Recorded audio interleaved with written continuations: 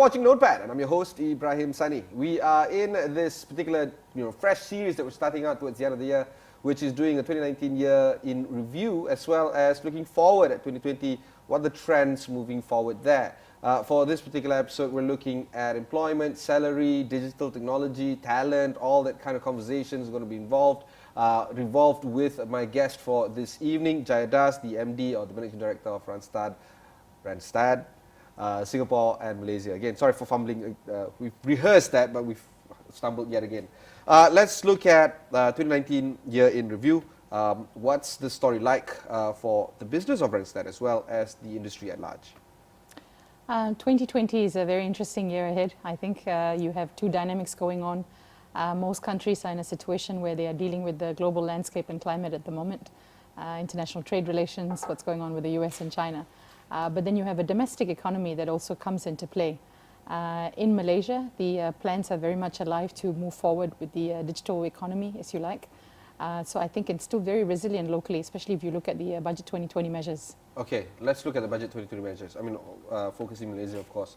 The Malaysia at Work initiative is a big deal. It's trying to get youth unemployment up or down, or getting more youth employed. And this is a serious factor. Because when you look at the unemployment numbers from Malaysia, we look at 3 to 4% nationally, but within that segment, youth unemployment is in well double digits. We're looking at 20-30%, and this is something that needs to be addressed very quickly. So the question is, quite simply, is it a mismatch of graduates, training graduates in the wrong field, or employers just not having the necessary, vacancies to hire? What's the story there? It's a combination of a couple of factors. I think if you look at where the global employment landscape is at the moment, a lot of companies are going through structural change, whether it's process engineering or they are restructuring their organization to suit the changing climate. Talent becomes more and more specific and niche. And if you think of it in that context, if you're not in expansion mode, hiring graduates brings a huge, I would say, challenge in terms of the skill sets that you require. Graduate investment means that you are willing to bring in organization at the bottom of the pyramid and train and upskill them for future use, more so than where they are today. Okay. And a lot of organizations are not prepared at the moment in terms of cost-cutting measures, as well as taking on a cautious wait-and-see approach in where they're heading in the global landscape. Okay, with that in mind, the cost or hiring the talent at the necessary level is also important. Malaysia has just recently introduced 1,100 ringgit or 1,200 ringgit minimum wage. And there's a lot of flack. On the left, they're saying that's nearly not enough. 1,200 ringgit minimum wage is like $300 US. That's not enough to sustain, a decent living condition here in KL or in the big cities, either in JB or Penang. But on the other side, they're looking at the ability for SMEs in particular, because they are 85% employers in Malaysia. They might not be able enough to sustain that kind of a greater minimum wage. Is that minimum wage conversation driving this unemployment issue? I think if you look at unemployment, you need to see in which sectors and segments it exists. I think graduate unemployment is a different picture, because it's more to do with expectations of graduates in the market versus what's on offer. If you look at the topic of minimum wage, I think it's a step in the right direction when you even instill minimum wage. There are countries who don't operate without one. So putting minimum wage in is an indicator of what you expect an employee to earn at bare minimum. I think steps from there then becomes how much is enough, or what's the mandated amount. And then you start to look at industry segments and where the challenges exist in the employment field, whether people are able to sustain a lifestyle. But certainly starting with the minimum wage criteria or benchmark is definitely a step in the right direction. For 2019, would you consider this a progressive year for workers? I think it's a year of change. I think there's a lot of uncertainty. And I think people are waiting with bated breath to see what it means. Globally, there's a huge talk on recession, both internationally as well as in a lot of domestic markets. Yeah. So I think a lot of people are somewhat cautious about what to expect in 2020. And most people are still holding their breath that things might go worse or hopefully get better. Well, those are the only two options out there. Well, you could stand still, which makes it harder. Yeah, yes. Okay, that's the boring part, right? Being static. The change that we speak of also involves around new job requirements, new job titles, and the biggest conversation right now in Singapore is called I 4.0, in Malaysia IR 4.0, The topic is, of course, are we getting the right necessary talents for these kind of jobs, and are employers willing to, I guess, invest not just capital, but of course the time and energy to train talents in this particular field. What's the situation like for the digital economy jobs for 2019? Before we jump to 2020, what has it been like? What's the journey like for this year? There is definitely a talent shortage. If you look at the Malaysian market, I think there is a war for talent, without doubt. When it comes to technology professionals, they are highly in demand. But even within the demand, it's very specific. If you look at where the 4IR is leading to, or where the technology revolution is happening, you get it in pockets. You look at process automation or robotic process automation. Yeah. You look at the growth of blockchain technology. You look at it from a perspective of big data. So all of the key buzzwords you find in technology are new areas. And we haven't had this much growth collectively in the technology field in quite some time. It's been growing over the years, without doubt. But there seems to be a talent crunch all of a sudden, because I think every organization is on the bandwagon to try and automate something, improve something, or create something in the absence of their products and services. So the demand is across the entire IT infrastructure ecosystem, if you like. And all companies, regardless of industries, they're all fighting for the same talent. Okay, and this is to add some flavor to what you just said. In Malaysia, digitizing or automating the agriculture sector is going to be a big thing. The Internet of Things include, inserting stuff in the palm trees or plantations in Malaysia. Sticking fantastic, futuristic iWatch collars, whatever you have on the cattle and the sheep and all that. And of course, you need to have a human behind that trying to analyze those data. But we don't have any. So what's the story there? I mean, the noble intentions, but nothing to execute with. I think the world's in a very exciting phase where we are imagining a future that we could create for ourselves. Which is good, and it's a good idea to have imagination. Absolutely. If you then look at the data of how much success there is, if you Zero. very little. If you look at just the RPA statistics, they say only 30% of companies are successful in implementing bots to actually change the process. It's far more complicated behind the scenes once you pop the hood. What it takes to instill it, I think, first of all, is changing the mindset. Secondly, it's envisioning the future not from a dreamy state of what it could be looking like, but to chart the process of what change looks like from here to there. And that's where it gets tricky. So one small elemental change in the technology infrastructure will set you back months behind in programming some of these robots or this automation process that you've got. So there hasn't been a lot of success in these fields to say that there is a carbon copy template that you could copy. Yeah. But I think the intention is noble. It's more about trying to improve the quality of life. If you take you and me, for instance, I suppose the average person has this intention to stay in their seat. Yeah. Press a button and get a heap of things done. Swipe somewhere and get another thing done. Yeah. And connect to the rest of the world through a platform without moving too much. This desire is not about to stop anytime. And with that comes about all the ideas that you could possibly implement. Okay. When I have my discussions with some of the managers of MNCs in this country, they say that there is a disconnect between board and management, top management. So you have the C-suite trying to execute, and that's exactly what they are paid for, to execute. But the board is trying to set ideals, not necessarily goals and targets, but ideals. These are the vision that we want to aspire to be. There's a disconnect. It's good to be dreamy, but there is this problem of execution. Do you think there's a problem at that level between management and board? Absolutely. I think if you think about where the situation companies find themselves in, you are under a lot of cost pressure to keep your stock price or share price where it is, but yet there's an investment expected in the future.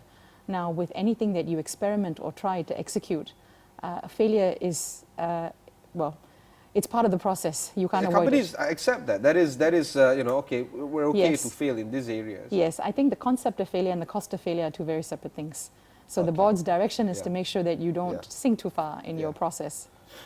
We're okay to fail, but why is it costing us too much? Exactly, yes. That again, disconnect. Yes, right? disconnect. Okay, we'll take a short break. When we come back, we'll continue our conversation with Randstad.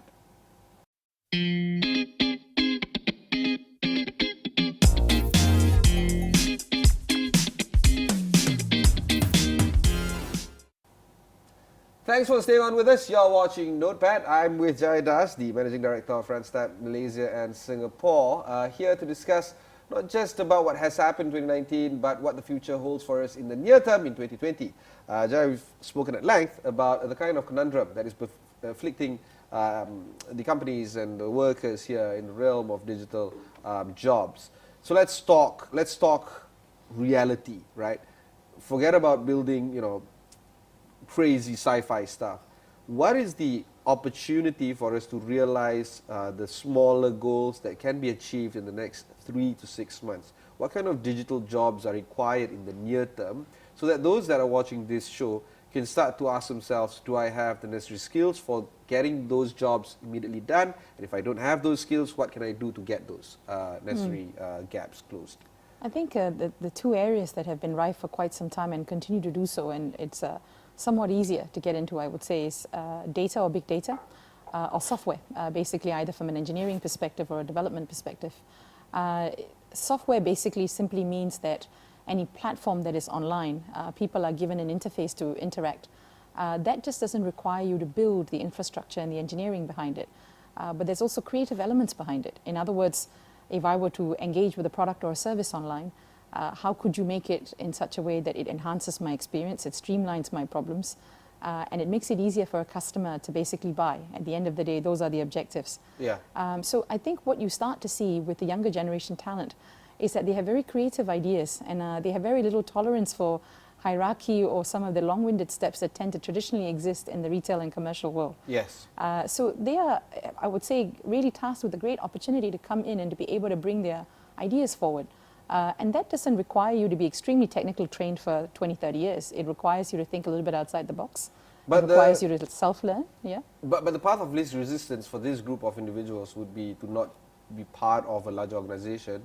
They tend to veer off, start their own gig, either technology startup or join whatever that is needed, because to them that would be the easier way to execute their wants, right? Do you think there comes a time when they have to really think about being a team player, be a partner with a larger firm, and at the same time, larger firm has to acknowledge that these individuals have these kind of new requirements and limitations, and you're right, they don't have time for standing on occasion and pomp and ceremony. They just want to do things.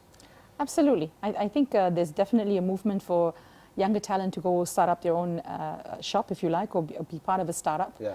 But in our world, what we see is the two are merging. So more and more corporate companies are setting up entrepreneurial initiatives internally to try and break what has been traditionally set up there.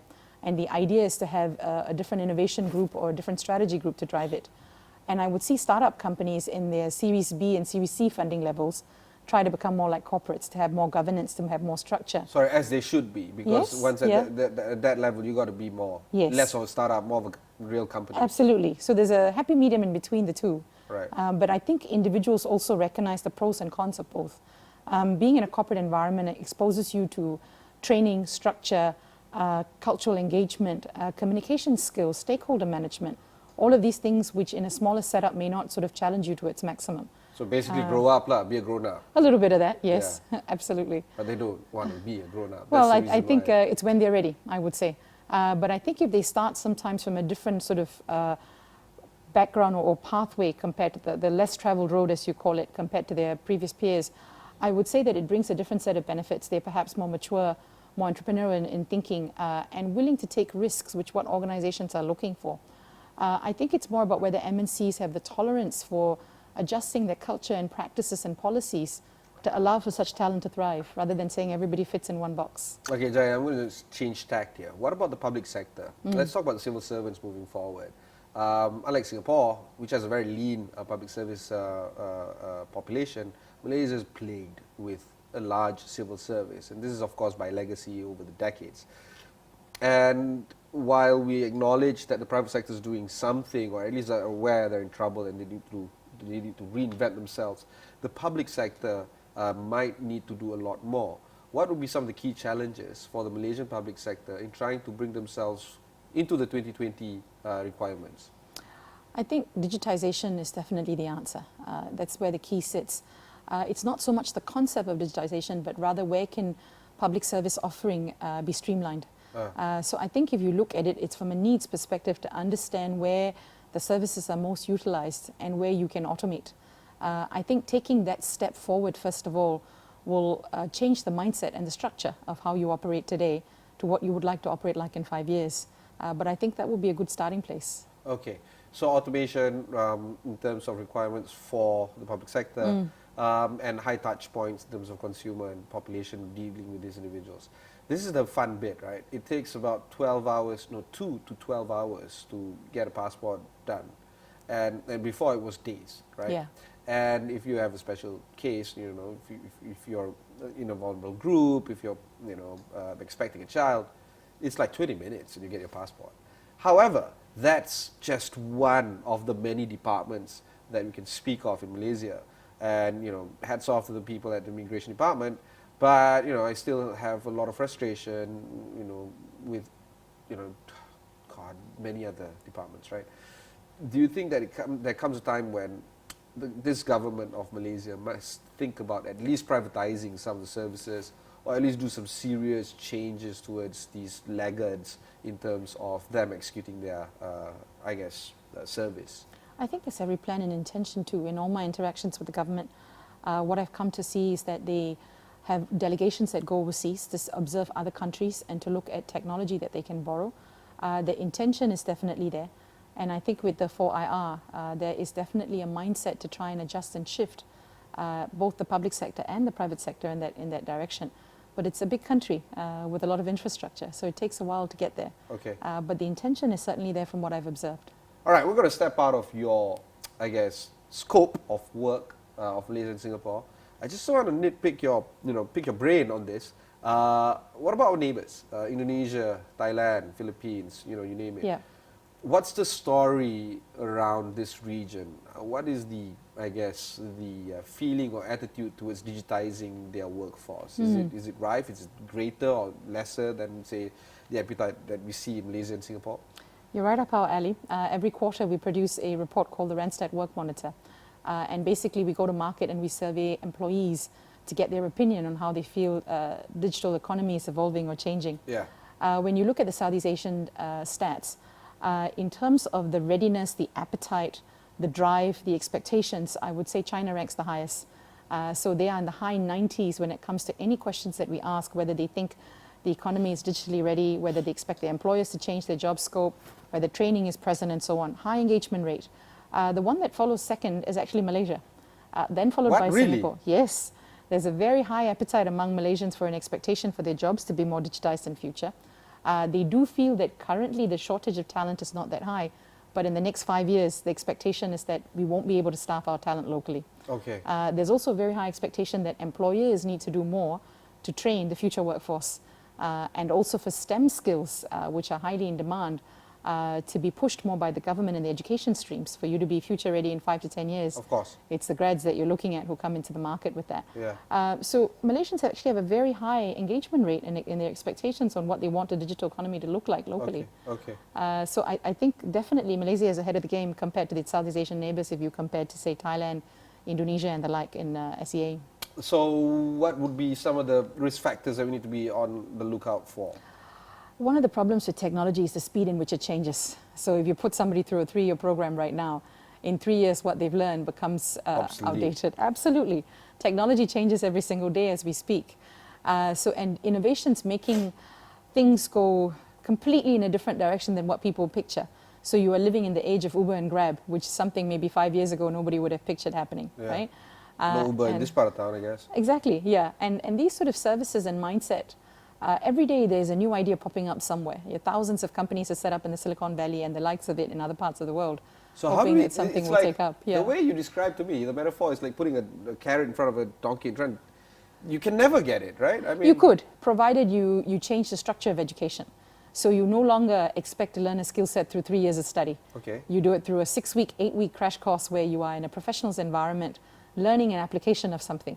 And you see the education system shifting in this manner, particularly in tertiary qualifications. It's not about a 5-year book degree where you're behind a classroom with a professor. Yeah. Much of it is about internships, being with organizations, running projects, solving real-life work problems, and so on. So upskilling a digital economy in future is not about teaching something that they apply in the future. Okay. It's about learning it and doing it at the same time. Okay, so the key component here is, of course, education. Absolutely. All right, Singapore Yes. ranks highly. All right, Yeah. let's not kid ourselves. But Malaysia is like, oh my God, it's a hodgepodge of mixed results. And you know, I mean, the school that I went to, I will never send my kids to the school that I went to, right? Right. That's a fun bit. So what do you think would be some of the solutions that can solve this kind of problems that might hit our education system? If you look at the authorities, MDEC's taking a very active profile in trying to shape what the digital economy in Malaysia looks like. They're taking an active positioning with organizations as well as with educational institutions to drive programs. So there's already a focus to try and push young talent into that space. The next piece is what I find is that the international education scene in Malaysia is starting to thrive quite significantly. So the expectation is we borrow from other parts of the world for institutions to come here and drive programs that are seen as top-notch. So this invitation or this belief that if you were to change the structure here of education, definitely I think it'll equip you in the next 5 to 10 years on what your talent looks like. Okay, final question. Women in talent pool. We're talking about the double hump right now. Women coming back from having a child. What's the reality of them getting a little bit more accepted in the talent pool right now? I think at the lower rank and file it'll be a lot easier. If you look at the Budget 2020 initiatives, there's a lot of incentive for companies to hire them, their tax breaks and so on. I think the real shift or the real challenge, mindset change that needs to come in the long run is women in leadership. I think in Asian economies that is still somewhat skewed towards a male population rather than a female, particularly in areas like STEM careers where there's not enough females in the industry. So I think this starting point at the lower ranks to bring women back into the workforce will then perhaps start a pathway of leadership for them. If more women are back in the workforce, they have a higher chance of getting into leadership positions as they grow their careers. Yeah. And society changes at large in how they perceive a woman's role. So you start to go from a single income parent to a dual income family. And women are more supported, I would say, in the household, both by the spouse as well as their in-laws or other family members to be allowed to cope with their mothering duties and their family duties while they pursue their career. And the starting point here is for the government to encourage organizations to do so. There always has to be a carrot and an incentive. And then from there, when a pattern of behavior starts, you start a movement of how things are. So in 20 years, what the participation of females in the workforce, going into leadership, taking significant positions even at board level, will change if you start at the bottom up, basically. Okay, fantastic. We have to draw this conversation to a close. That was my conversation with Jaya Das, the Managing Director of Randstad Malaysia and Singapore. If you've missed any part of this interview, just head on to astro.com, look for Notepad. There are plenty of interviews such as this that you can find over on our website. You can also watch this interview on your mobile devices. Astro AWANI has recently relaunched our app. Go ahead and try it out. Download the app from the Google Play and the Apple App Store. That's it from me for this particular episode. Thanks very much for watching and goodbye. Fantastic. Thank you, Ibrahim.